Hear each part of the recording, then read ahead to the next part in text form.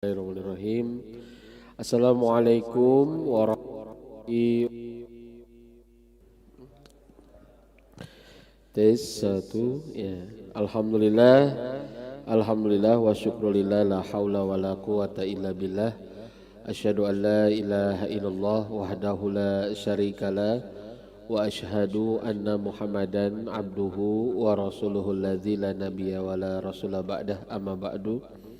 Allahumma inna nas'aluka ilman nafi'an wa rizqan thayyiban wa amalan mutaqabbalan. Subhanaka la ilma lana illa ma 'allamtana innaka antal alimul hakim. Alhamdulillah, segala puji milik Allah. Allah lah yang Maha Rahman, Maha Rahim. Dengan kasih sayang Allah kita diberikan kesempatan untuk bisa belajar. Kemudian dengan rahimnya Allah kita diberikan taufik untuk bisa duduk di tempat yang paling dicintainya, yaitu masjid. Kemudian juga dengan kemaha lembutan Allah, kemaha latifan Allah membuat kita untuk bisa betah ya dalam kebaikan. Mudah-mudahan teman-teman sekalian, hadirnya kita di majelis ilmu ini menjadi jalan keberkahan untuk kita semua. Amin. Tidak lupa sholawat serta salam semoga terlimpahkan kepada tauladan kita, manusia yang paling berkah, manusia yang paling mulia, yaitu Nabi Muhammad sallallahu alaihi wasallam, kepada keluarganya, para sahabatnya, termasuk kepada kita selaku umatnya. Alhamdulillah, iwatu iman rahimani Allah wa iyyakum. Kita akan melanjutkan kajian kita rutin di Ngajaga, ngaji bersama keluarga, yang edisi keberapa ya Mang Diki ya? Ada edisi ke-8, edisi kesekian ya. Dan mulai bulan ini kita pindah ke malam minggu kedua sama malam minggu keempat ya, insya Allah. Malam minggu kedua kita ngebahas masalah pasutri, dan malam minggu keempat kita ngebahas masalah anak ya, ngebahas masalah pengasuhan atau bahasa legeg nama parenting. Ya. Padahal bahasa Arabnya baheula tarbiyatul aulad ya, yaitu pendidikan anak gitu ya. Sekarang istilahnya adalah parenting. Nah, insya Allah malam minggu keempat, Sabtu keempat kita ngebahas masalah anak. Dan malam minggu kedua ngebahas tentang masalah pasutri ya, begitu insya Allah. Nah teman-teman sekalian, kenapa kita membutuhkan ilmu itu ya? Karena ilmu inilah yang membuat kita ya bisa memahaminya dengan benar. Salah memahami, salah memberikan persepsi. Salah memahami, salah memberikan solusi. Salah memahami, salah menyikapi, kan begitu ya. Kenapa? Karena ilmunya tidak ada. Ilmu itulah yang mengantarkan pada kita benar. Sekali lagi ya, ilmu itulah yang mengantarkan kita kepada pemahaman yang benar. Dengan pemahaman yang benarlah kita benar menyikapi, benar memberikan solusi gitu ya. Karena kalau tidak ada ilmu ya salah memberikan solusi. Ai sugante cai kopi boro diuyup ternyata cikolomberan, kan bahaya ya. Ai sugante bajigur ternyata cikobokan, kan bahaya kan ya, hanas diuyup. Ya dikirain teh bumbu pempek hanas diantepkeun ternyata cikopi. Wah, mun apal mata tadi diuyup, kan begitu. Paham? Jadi salah menyikapi, salah memahami, lup-lup itu nya lebar.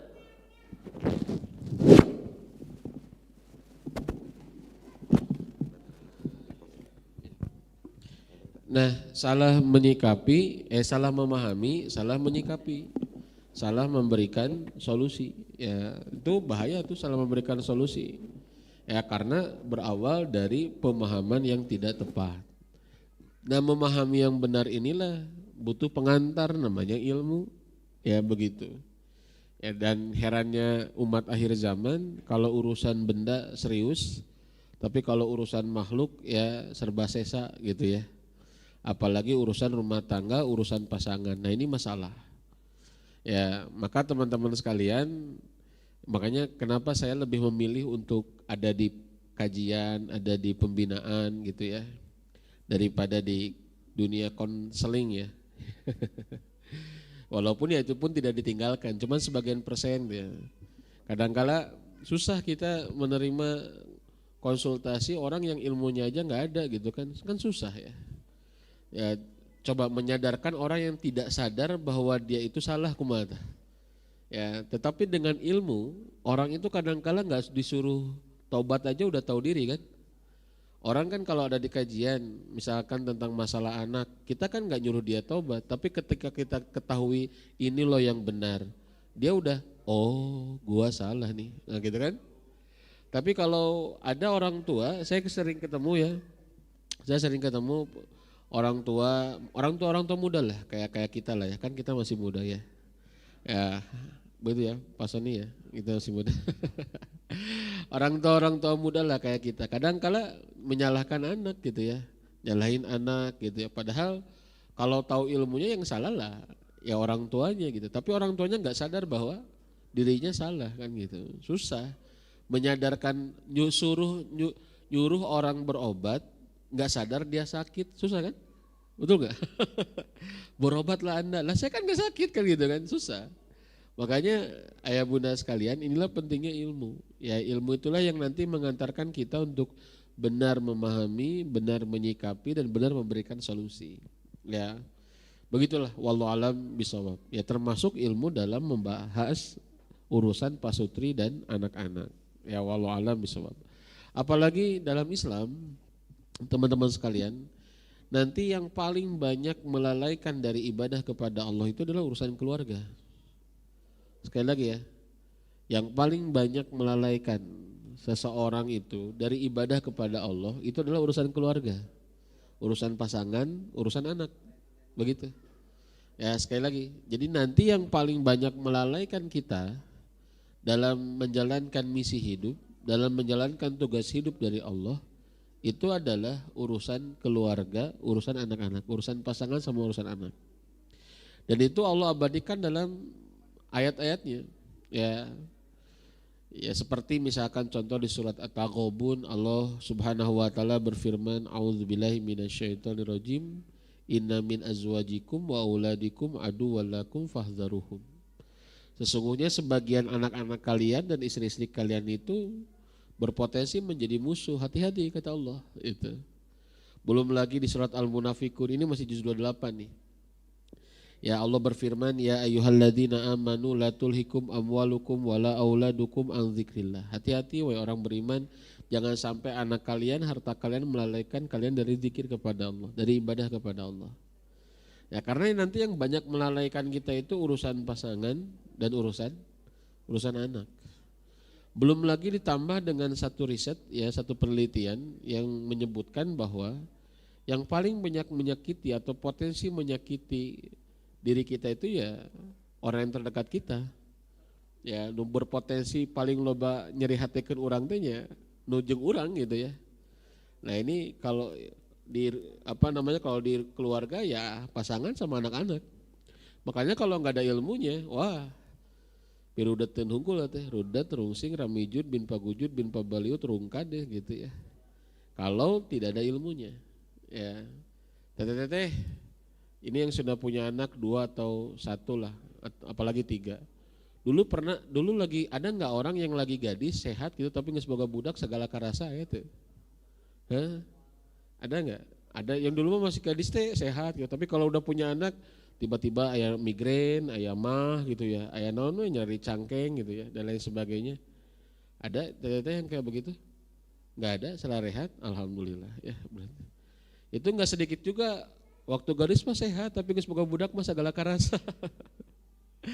Kenapa? Karena bisa jadi bukan dari fisiknya, tapi dari kondisi emosinya. Dan itu banyak sekali kayak begitu. Bukan hanya gara-gara faktor memang ya malas olahraga, ya, tetapi juga ada faktor kondisi emosi yang kadang-kala tantangannya itu lebih berat ya daripada sebelum menikah atau sebelum berumah tangga. Makanya teman-teman sekalian, itulah kita pentingnya ilmu dan insya Allah pembahasan kita di kesempatan kali ini. Bisa kebuka ya. Tantangan kita, bahasan kita di kesempatan kali ini ya, yaitu tentang ngebahas ada hak yang sama antara suami istri. Kita sering dengar nggak hak yang berbeda ya, hak dan kewajiban berbeda sering dengar ya. Tapi ternyata ada hak yang sama-sama, istri berhak sama, suami berhak yang sama gitu ya. Nah itu akan kita bahas. Nah di antaranya 5 hak yang sama itu, 1 ya, hak diperlakukan dengan lembut dan mendapatkan cinta. Mau laki-laki mau perempuan sama. Ya butuh diperlakukan dengan lembut, butuh mendapatkan cinta, begitu ya. Yang kedua, hak mendapatkan keturunan, mau suami mau istri sama, ya. Kemudian yang ketiga, hak dipercaya dan berprasangka baik. Yang keempat, hak bersoleh, persetubuhan dan berhubungan seksual. Sama ini, mau laki-laki mau perempuan sama. Ya karena hubungan seks itu kayak makan aja. Ya syahwat perut dengan syahwat di bawah perut itu ya sama. Laki-laki perempuan sama. Ya. Walaupun nanti para ulama berbeda pendapat mana syahwatnya lebih besar, laki-laki atau perempuan. Nah itu para ulama berbeda pendapat. Oh asik tuh, saya baca, wah keren juga. Sampai ada ulama yang menyatakan perempuan lebih besar syahwatnya daripada laki-laki dengan beberapa bukti dan dalil. Wah itu keren tuh ya. Tapi udahlah nggak usah didebatin lah ya masalah begitu mah ya. Tapi syahwat itu kebutuhannya sama ya. Jadi jangan bilang laki-laki saja yang membutuhkan kebutuhan seksual ini, termasuk perempuan sama. Bahkan berapa banyak para laki-laki yang terjatuh ya gara-gara godaan perempuan. 5 hak hiburan. Ya, 5 hak hiburan ini juga sama, mau laki-laki mau perempuan punya hak untuk mendapatkan hiburan. Ya, wallahu alam bishawab. Nah, diambil dari bukunya Syekh Abdul Hamid Ar-Rabi ya, dari buku ini semuanya ada 9. Tapi saya ringkas ya supaya bisa memberikan sedikit pemahaman ya, dan lebih dalamnya lagi saya tulis dalam buku saya. Ya 9 hak yang sama itu saya tulis dalam buku saya, yaitu tenang sampai tujuan. Jadi kalau mau bahas lebih dalam silakan aja baca bukunya. Baca ya, bukan beli ya. Baca aja, baca bukunya. Dari beli gitu dibaca malah lebar mending kene maca weh tibatan beli mah. Sugan ari baca mah hayang meuli kan sugan gitu kan ya. Begitu. Silakan dibaca di buku saya bahas di rambu ketiga, berbagi peran bersama, yaitu sinergi. Tentang 9 hak yang sama. Ini sama-sama punya hak. Suami ke istri, istri ke suami. Berarti kalau hak yang sama berarti kewajiban yang sama. Wallahu a'lam bishawab. Baik, kita yang pertama dulu ya. Hak diperlakukan dengan lembut dan mendapatkan cinta. Di sini Allah Subhanahu wa taala berfirman, mohon maaf, Rasulullah sallallahu alaihi wasallam bersabda, "Innallaha idza arada bi ahli baitin khairan adkhala alaihim rifqah." Ini hadis ini inspire betul buat saya, sangat menginspirasi. Karena kelembutan itu teman-teman sekalian tidak ada kaitannya dengan gender. Kan perempuan lebih lembut, enggak juga.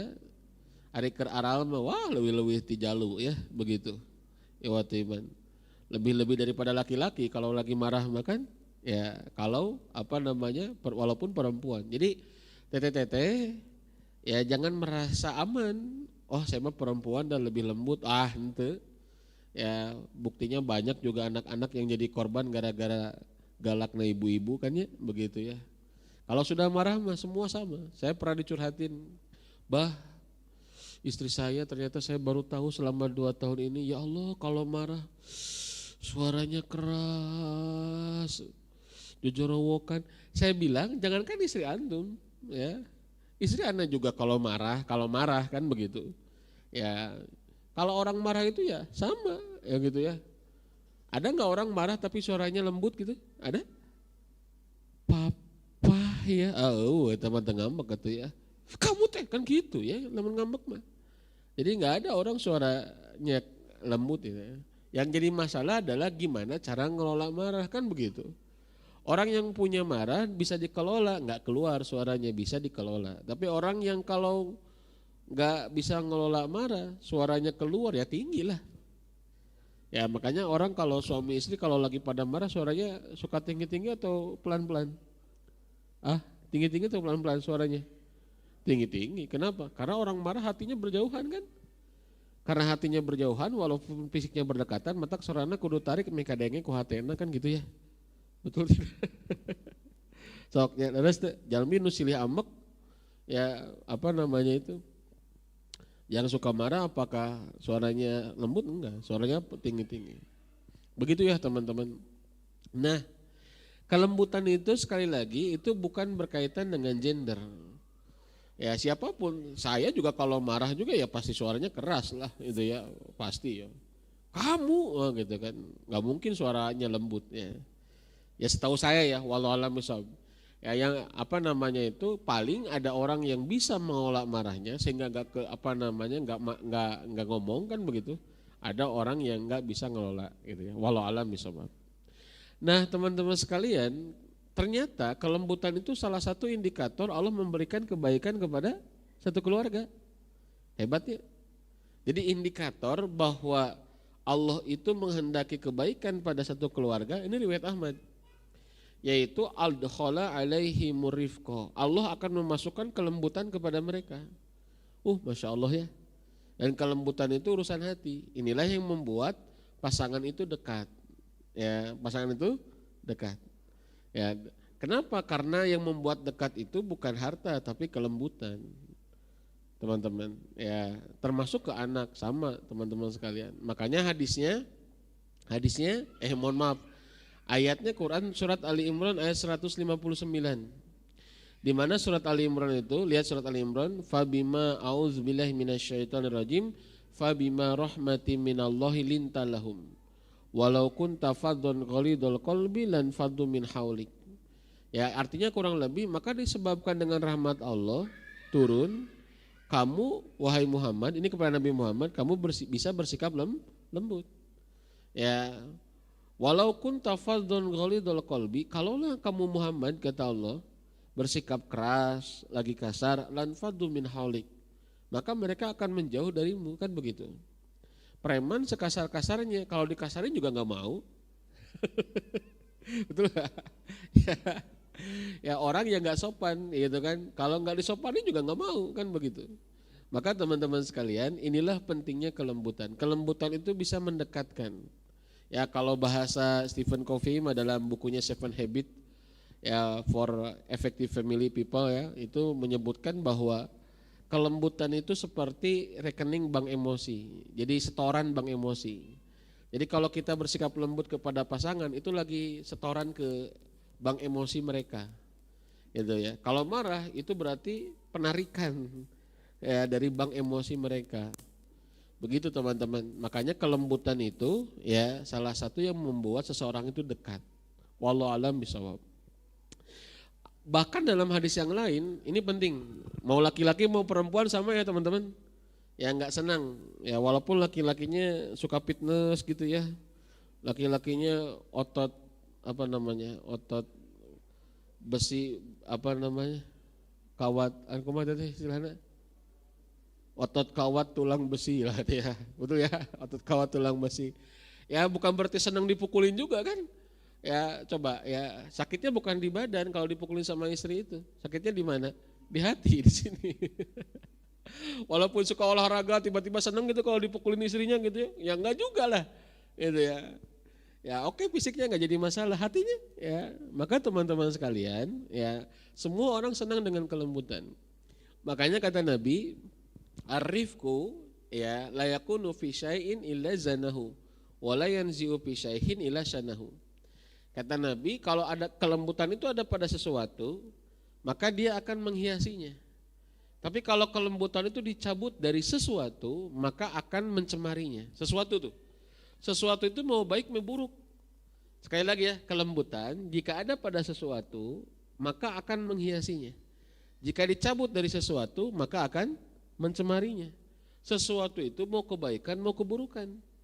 Ya mau ketaatan, mau kemaksiatan. Kemaksiatan tapi dikasih kelembutan, wah orang yang mempropagandakan kemaksiatan dengan lembut, itu akan menghiasi kemaksiatan itu. Sebaliknya ketaatan yang dicabut darinya itu adalah kelembutan, justru akan mencemari ketaatan itu. Ya, apalagi jika ketaatan dengan kelembutan, maka tentu ihwatu iman akan menghiasi ketaatan atau kebaikan tersebut. Maka hati-hati teman-teman, ini Masya Allah ya. Ya, sampai Nabi mengatakan la yafruk mu'minun mu'minatan. Ya, kata Nabi, janganlah seorang mukmin, ya suami maksudnya di sini, itu yafrok itu adalah mencela, bukan membenci ya, mencela. Lebih tepatnya mencela. Hati-hati seorang suami mencela istrinya. Ya, in kariha minha khuluqan radiya minha akhar. Jika si suami tidak menyukai suatu akhlak pada si istri, bisa jadi ia melihat ada akhlak yang lain yang membuat dia ridho. Ngerti nggak? Contoh misalkan istri kurang bisa masak, tapi ternyata mahir mengurus anak misalkan gitu. Ya, ngerti nggak teman-teman? Ya, oh istri is okay misalkan tidak begitu terampil, ya apa namanya itu beres-beres rumah misalkan. Tetapi ternyata kalau diajak ngobrol nyaman gitu. Bisa nggak? Ya, makanya saya belajar tipe kepribadiannya teman-teman, itu asik sekali. Yang membuat kita itu makin tambah syukur gitu. Kadang kala kita mikir, kenapa ya kalau perempuan ini kalau ngerjain sesuatu atau nanya sesuatu itu kudu cespleng wae gitu. Ngerasain nggak? Ya walau alam ini apakah, tapi saya lihat perempuan bukan hanya, perempuan tuh kalau nanya pingin cepat dijawab, betul nggak? Kalau sesuatu penasaran pingin selalu cepat selesai, ya nanti gercep gitu ya, rusuh, kudu beres wae gitu ya. Ya, apakah memang istri saya aja gitu? Saya rasa rata-rata perempuan kayak begitu, pingin cepat segera gitu ya. Tapi saya juga kadang tertawa sendiri gitu ya. Kadang kesel, nanya menikah yang gancang wae dijawab cik atuh kela, ya begitu. Tapi ternyata dengan gerecepnya itu pekerjaan rumah cepat selesai juga. Ya budak gancang dimandian kan gitunya, pasakeun gancang beres kan begitu. Gara-gara sifat gerecepna kan gitu. Jadi teman-teman sekalian, kalau kita belajar tipe kepribadian, ya kita akan mendapatkan sesuatu yang plus minus gitu. Cuman kita mah kadang-kala nggak mau sepaket, pengennya sempurna di semua sisi, ternyata masalahnya, ya begitu. Contoh pasangan Anda kekeh, jika saya suka ngomong kayak begini, teteh, ada nggak tipe suami yang kurang empati? Kurang empati teh, kurang empati ya gitu. Ya kadang-kala ketidakempatiannya itu kadang-kala berfungsi untuk tidak selingkuh kadang-kala. Karena terlalu empati juga bahaya. Ya sepakat gak? Ya terlalu empati akhirnya semua orang didengerin gitu, semua curhatan temannya dilayanin gitu kan. Ya karena saya menemukan ada seorang suami yang begitu empati dengan istrinya, termasuk empati dengan istri orang lain, masalah juga. Ngerti gak? Jadi kadang-kala saya mikir, oh mungkin ada tipe-tipe suami yang memang kurang empati tapi juga berfungsi untuk tidak terjadi perselingkuhan gitu ya. Jadi teman-teman sekalian, Masya Allah ya, plus minus ya. Makanya belajar tipe kepribadian itu asik bagi saya. Kenapa? Karena kadang-kala kita mah pengennya sempurna di semua sisi, tapi justru kesempurnaan itu makin dicari makin bermasalah. Tapi ketika kita menerima kekurangan, ya inkariha minha khuluqan kata Nabi, radiya minha akhar. Ketika kita enggak ridho dalam satu perbuatan, ya dia akan ridho di perbuatan yang lain. Masya Allah ya. Cuman kadang-kala kita mah teu bijaknya ningali pasangan teh. Kalau ditanya, saya pernah ngisi pelatihan, ibu silahkan tuliskan 10 kebaikan suami. Ngaharuleung teh, hese naonnya bah, naon gitu. Hese. Ya, ayo bu, saya bilang, apanya bahnya? Suami saya bilang masih pulang ke rumah.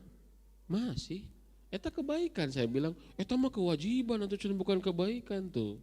Ada kewajiban yang dilaksanakan itu bukan kebaikan, dianggapnya itu. Ya ini masalah juga bagi kita, susah melihat kebaikan pasangan, ini susah. Akhirnya apa? Dianggapnya masalah terus. Tapi ketika disuruh, ayo bu tuliskan 10 kekurangan suami yang harus diperbaiki. Wah tete, telila tete. Gancang, bahkan ada yang ngacungkin tangan, bah wes 15, ditulis waktu itu. tempo kagorengan salaki mah gancang ya. Nah, ini masalah teman-teman sekalian. Makanya saya tulis di Facebook ya, hikmah buat para istri gitu ya. Terjadi kan saya ditanya, "Bah, sekarang lagi usum perselingkuhan." Saya bilang bukan usum perselingkuhan, dah usumna kos lang layangan wae jeung ngadu kaleci katanya. Bukan usum perselingkuhan saya bilang, tapi usum berita selingkuhan saya bilang. Dan tiba heula ge zaman Soekarno ge mimiti Indonesia merdeka oge perselingkuhan mah aya bener teh. Ya kan masalahnya kan beritanya diekspos atau henteu kan begitu. Ya walau alam ya ini menurut saya sih ya gitu kan.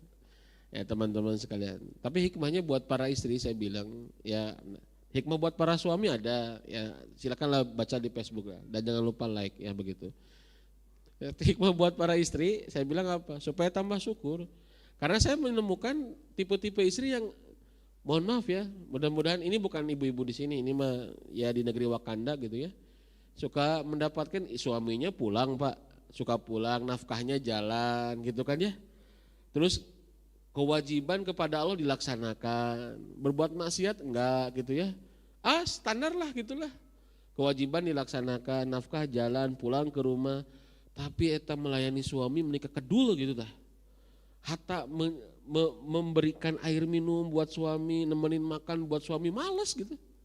Ya sampai suaminya bilang, "Bah gimana ya, saya teh ingin nasihatin istri saya tapi bingung saya teh. Kenapa gitu, tiap saya pulang teh kalau main HP we cenah. Ya jauh-jauh nemenin saya makan, ngambilin saya minum, ini mah main HP we cenah." Saya bilang kudu selingkuh heula atuh eling cenah gitulah. Ya kasarnya kan begitu, tapi enggak begitu ya. Ini kalau udah suami selingkuh baru, ya Allah suami, kamari kemana wae atuh ece ya. Ya banyak teman-teman para istri-istri yang kadang-kala enggak bersyukur gitu ya. Ya dengan kondisi para suami gitu. Walaupun ya kalau perselingkuhan kan yang paling banyak dieksposnya kan laki-laki ya, padahal justru risetnya, penelitiannya perempuan lebih banyak yang berselingkuh. Silakan Anda baca buku Wonderful Couple, kalangan Pak Cahyadi Takaryawan. Ya penelitiannya perempuan yang berselingkuh itu lebih banyak daripada laki-laki. Ngan beritana lolobana lelaki. Mata saya lain usum selingkuh, usum berita selingkuh. Ya, baik ya teman-teman sekalian, insya Allah akan kita lanjutkan 4 pembahasan yang lain setelah sholat isya, sudah adzan ya. Barakallahu fikum, mohon maaf atas segala kekurangan, ini mah diskusi ringan ya, mudah-mudahan bermanfaat, nanti kita tanya jawab ya. Assalamualaikum warahmatullahi wabarakatuh. Atur nuhun Mang Diki, bismillahirrahmanirrahim. Teman-teman kita lanjutin ya, tadi satu hak diperlakukan dengan lembut dan mendapatkan cinta sama-sama ya, mau laki-laki mau perempuan, suami istri sama ya. Sekali lagi kalau saya mengajak teman-teman hilangkan mindset bahwa kelembutan itu milik perempuan. Ya, jadi lembut itu adalah tentang satu sikap yang lahir daripada keimanan. Umar bin Khattab radhiyallahu an dulu adalah orang yang kasar, keras. Tapi ketika iman itu tumbuh, ya, maka Umarlah yang paling banyak empati dengan rakyatnya, kan begitu ya, ketika jadi pemimpin. Jadi masya Allah teman-teman. Jadi kelembutan itu tidak terkait dengan gender ya, mau laki-laki mau perempuan itu punya hak yang sama. Bahkan tadi di hadis riwayat Imam Ahmad dijelaskan justru Allah menghendaki kelembutan, menghendaki kebaikan pada satu keluarga adalah dengan memberikan kelembutan. Di antara ciri lembut itu ya tidak mencela ya, tidak mencela. Kalau masih mencela istrinya, ya, mencela suaminya, apalagi begitu ya, mencela anaknya, nah itu indikator yang paling jelas tidak lembut ya. Jadi lembut itu bukan lemah lembut ya, lembut tidak lembek, tegas tidak kasar. Sepakat ya? Lembut tidak lembek ya, tegas tidak kasar ya. Bagaimana kita bisa lembut dan tegas? Baik, yang kedua hak mendapatkan keturunan. Ini Quran surat An-Nahl ayat 72 di mana Allah berfirman ya, bahwa Allah menjadikan bagi kamu istri-istri jadi jenis kamu sendiri dan menjadikan bagimu dari istri-istri kamu itu anak-anak dan cucu-cucu dan memberimu rizki dari yang baik-baik. Maka mengapakah mereka beriman kepada yang batil dan mengingkari nikmat Allah. Nah, mengingkari nikmat Allah ini adalah potensi untuk bisa memiliki keturunan.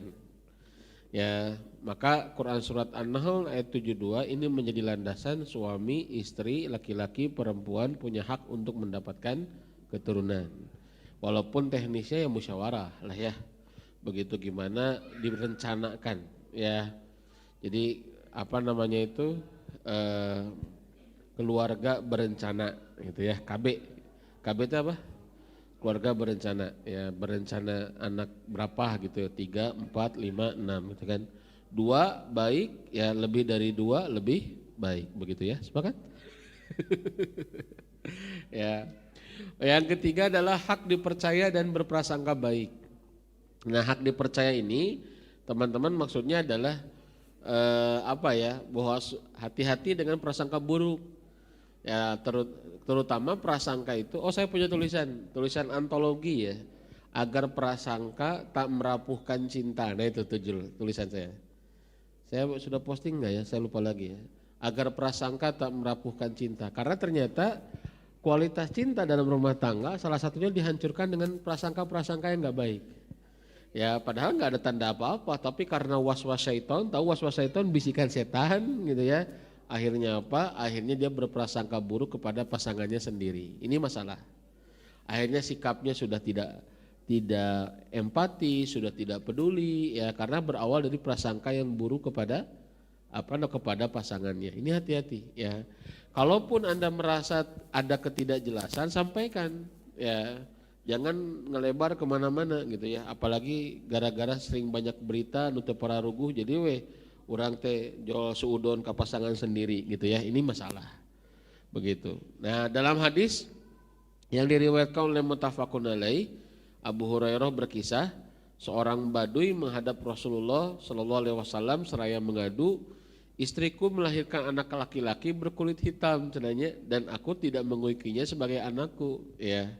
Mendengar itu Rasulullah balik bertanya, apakah kamu mempunyai seekor unta cenah gitu.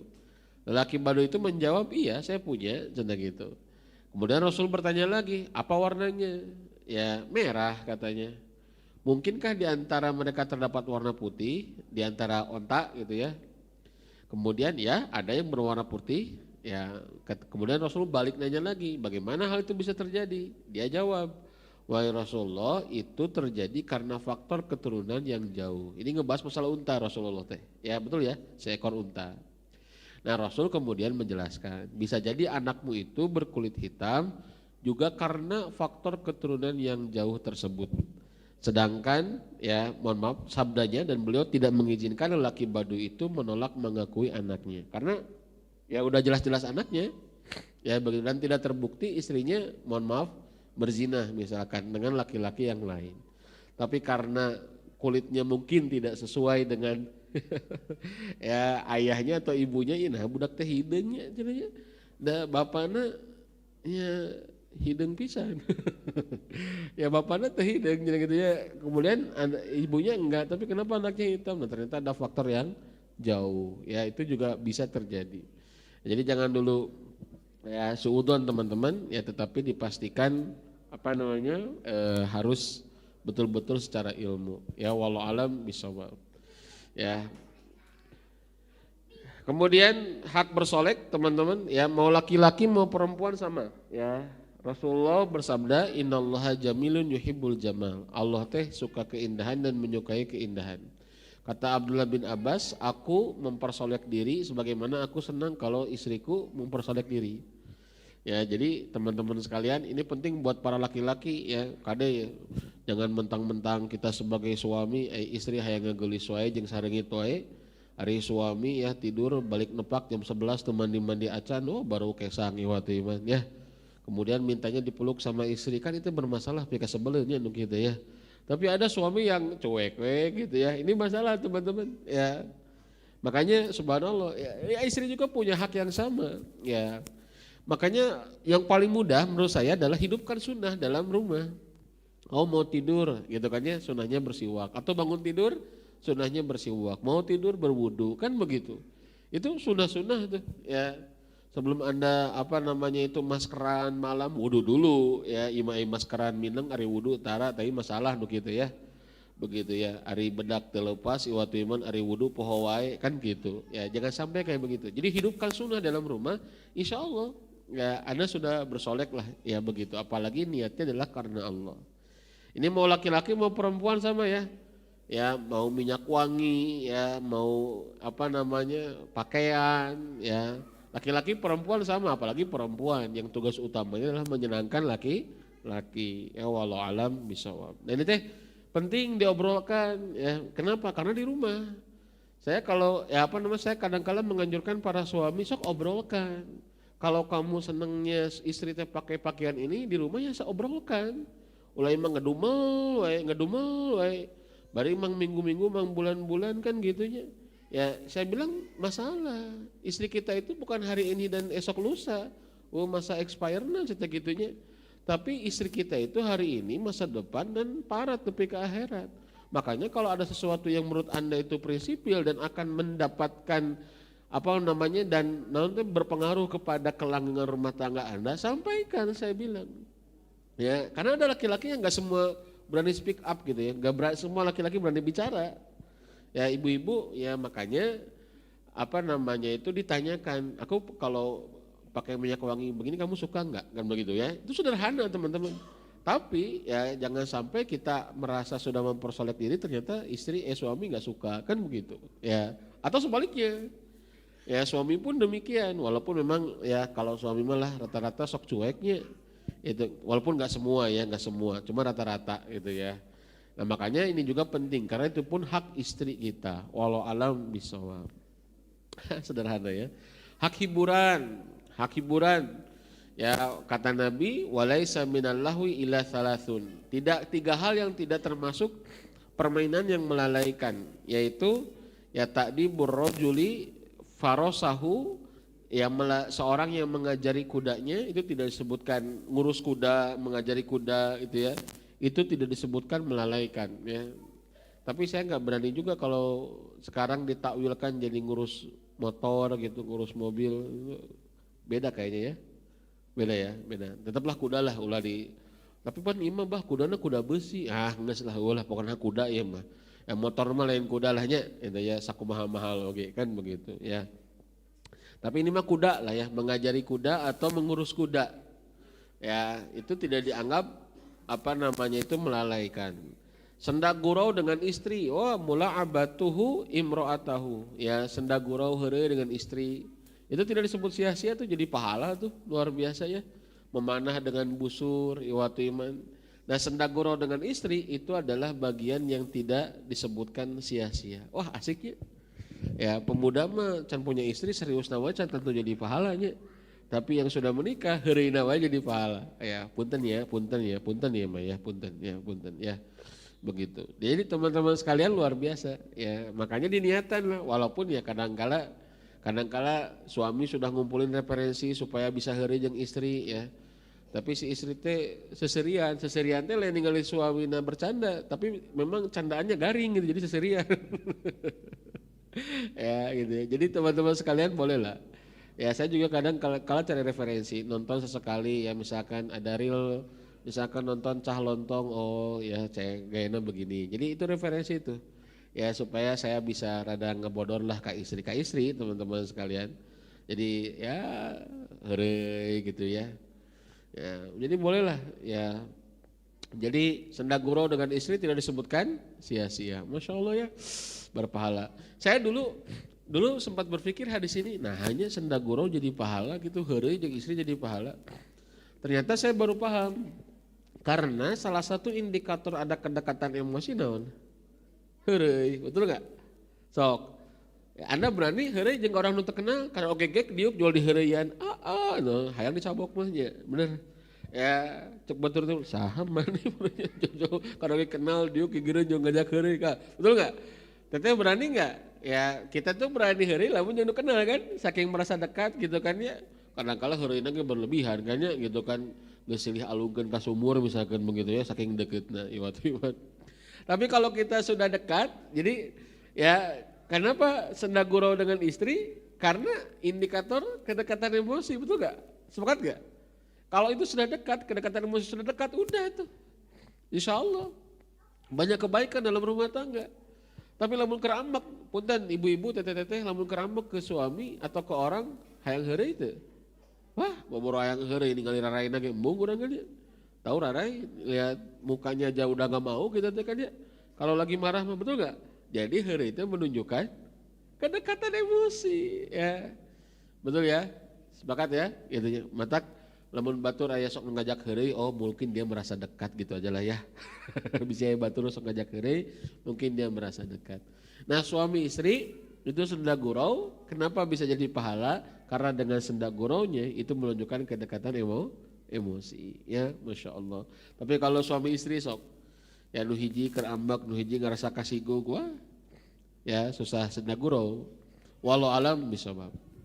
Baik teman-teman, ini adalah 5 hak yang sama ya antara suami istri, hak diperlakukan dengan lembut dan mendapatkan cinta, hak mendapatkan keturunan, hak dipercaya dan berprasangka baik, hak bersolek, persetubuhan dan berhubungan seksual, dan yang kelima hak hiburan.